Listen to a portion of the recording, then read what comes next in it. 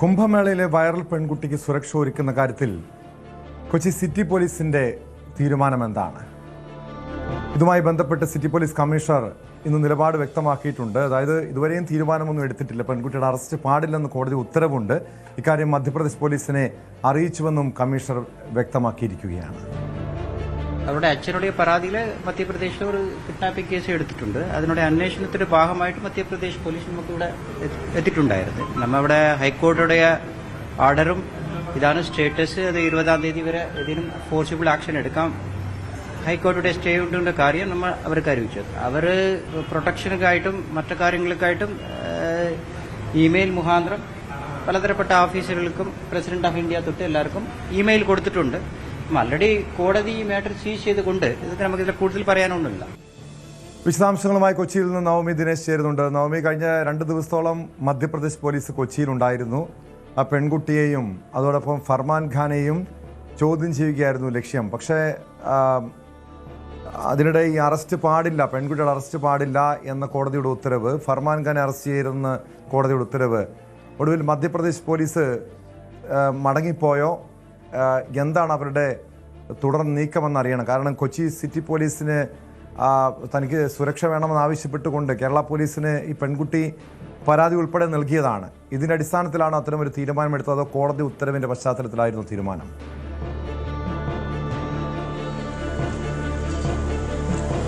Tom, എന്തായാലും Madhya Pradesh police തിരികെ പോയി എന്നാണ് ഈ പെൺകുട്ടിയുടെയും യുവാവിനെയും സഹായിക്കുന്നവരോടായി അറിയിച്ചിരിക്കുന്നത്. പക്ഷെ അത് അവർ പൂർണ്ണമായും വിശ്വാസത്തിൽ എടുത്തിട്ടില്ല.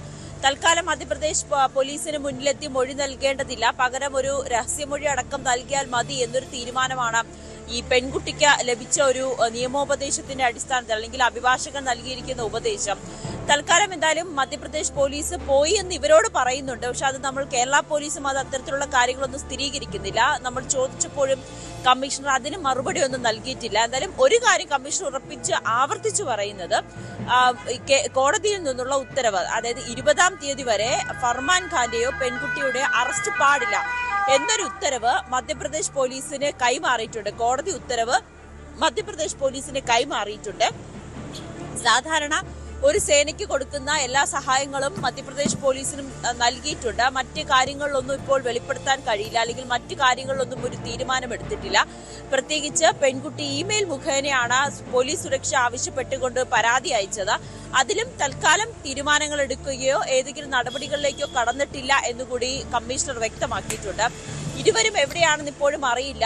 എറണാകുളം ജില്ലയിൽ, പ്രത്യേകിച്ച് ആലുവ, കളമശ്ശേരി പരിസരത്തുണ്ട് എന്നതിന്റെ ചില തെളിവുകളൊക്കെ കേരള പോലീസിന് ലഭിച്ചിട്ടുണ്ടെങ്കിൽ പോലും മധ്യപ്രദേശ് പോലീസ് കൊച്ചിയിൽ എത്തിയിട്ടുണ്ടെന്ന് അറിഞ്ഞതോടുകൂടി ഇവർ കൊച്ചി വിടാനുള്ള ഒരു സാധ്യതയാണ് പോലീസ് ഇപ്പോൾ കണക്കാക്കുന്നത്.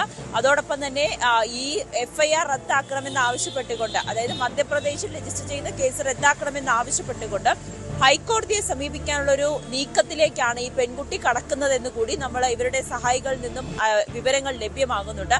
എന്തായാലും ഇതൊക്കെ ഇനിയും സ്ഥിരീകരിക്കേണ്ടതുണ്ട്. ഹൈക്കോടതി അടക്കം സമീപിക്കാനുള്ള ഒരു സാധ്യതയാണ് മുന്നിൽ നിലനിൽക്കുന്നത്. ടോം,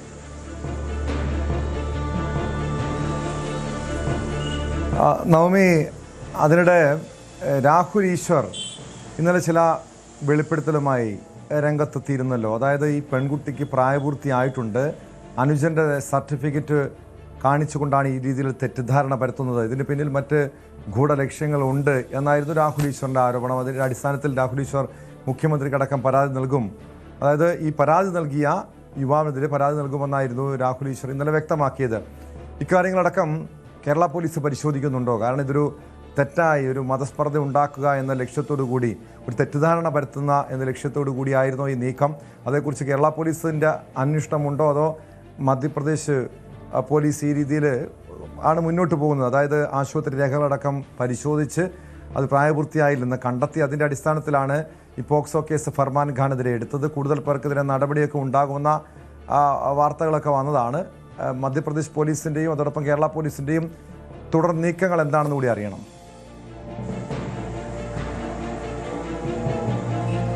എന്തായാലും കേരള പോലീസ് ഇതിൽ നടപടികളൊന്നും തന്നെ സ്വീകരിക്കാൻ ഇല്ല എന്നാണ് നമുക്കറിയാൻ സാധിക്കുന്നത്. കാരണം കേരള പോലീസിനെ സംബന്ധിച്ച മധ്യപ്രദേശ് പോലീസ് ഇപ്പോൾ ഒരു കേസ് എടുത്തിട്ടുണ്ട്. അതിന്റെ ഭാഗമായിട്ടുള്ള ഒരു അന്വേഷണം നടന്നുകൊണ്ടിരിക്കുകയാണ്.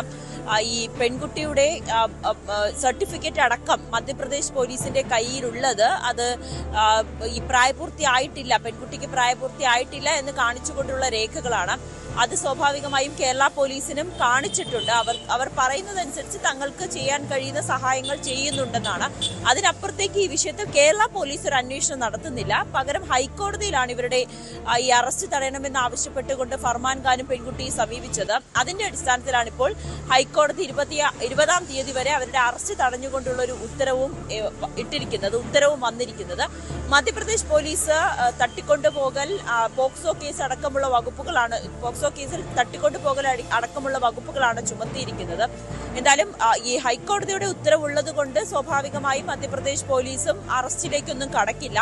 പകരം ഇവരുടെ മൊഴിയെടുക്കുക, അല്ലെങ്കിൽ 20-ാം തീയതി കഴിഞ്ഞതിന് ശേഷം കൂടുതൽ നടപടികളിലേക്ക് പോകാം എന്നൊരു തീരുമാനമായിരിക്കും മധ്യപ്രദേശ് പോലീസും എടുക്കുക. എന്തായാലും പോലീസിന്റെ അടുത്ത നീക്കത്തെ കുറിച്ച് നമുക്ക് കൃത്യമായിട്ടുള്ളൊരു വിവരം നൽകാൻ കഴിയുന്നില്ല. പ്രത്യേകിച്ച് മധ്യപ്രദേശ് പോലീസുമായി നമുക്ക് കാര്യങ്ങൾ സംസാരിക്കുക അല്ലെങ്കിൽ അവർ കാര്യങ്ങൾ പറയുകയോ ഒന്നും ചെയ്യുന്നുണ്ടില്ല. കേരള പോലീസിന്റെ പ്രത്യേകിച്ച് കമ്മീഷനിൽ നിന്നും ലഭിക്കുന്ന വിവരങ്ങളാണ് ഇപ്പോൾ നമുക്ക് നൽകാൻ കഴിയുന്നത്. കേട്ടോ,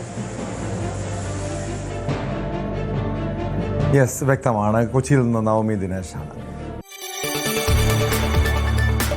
കൂടുതൽ വാർത്തകൾക്ക് news 18 Keralam YouTube channel subscribe ചെയ്യുക.